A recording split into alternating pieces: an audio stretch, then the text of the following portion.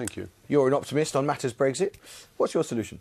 OK. First of all, can I agree with the last point that Mr Benn was saying, that he is a really good and patient chairman, and there are areas of agreement, and we do our best to agree.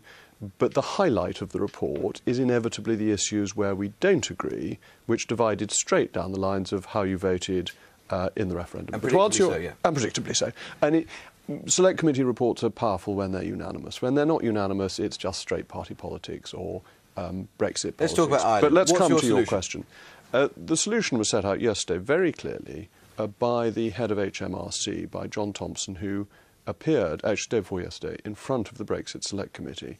And he said that he could implement the government's policy of not having any border, that it was all completely manageable, and if a border was to be imposed, that was a matter for the Irish government and for the European Union. There is no need for any border in terms of UK government policy, and essentially it's up to the Republic of Ireland and the European Union to decide if they want to impose one. Do you have confidence that some of the proposed technical solutions for custom checks and so on, which lots of people say there's no need for, there can be a frictionless border, lots of people say, well, there's technological solutions. Are you confident that they're actually going to work? Because there are feelings in Dublin that they could actually be a gift to insurgents. Well, I think most of it's very straightforward. You can do the customs declarations in the same way that you do VAT declarations, that a transition becomes a tax point rather than a checkpoint.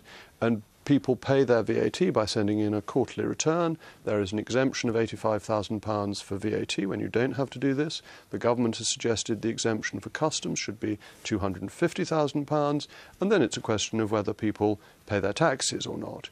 So that solution is very straightforward.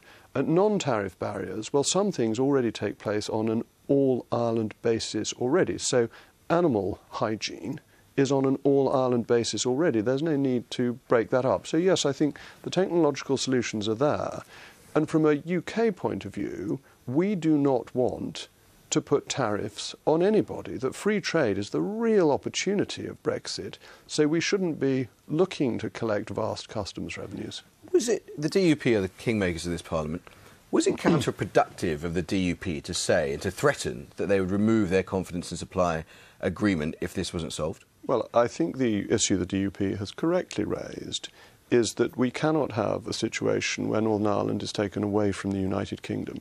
Northern Ireland is much a part of the United Kingdom as Somerset is, and that is the position of Conservatives and Unionists. But was it damaging to this government and its wider agenda that the confidence supply agreement that we've got could potentially be undermined by the DUP saying that this issue is not one that's being resolved to our satisfaction? This is a Conservative and Unionist party that is the main party of government. The Unionist bit is essential. There is no majority within the Conservative Party, let alone in the DUP, to break up the United Kingdom to meet the requirements of the Prime Minister of Ireland. So I think what the DUP has said is pretty standard Conservative policy.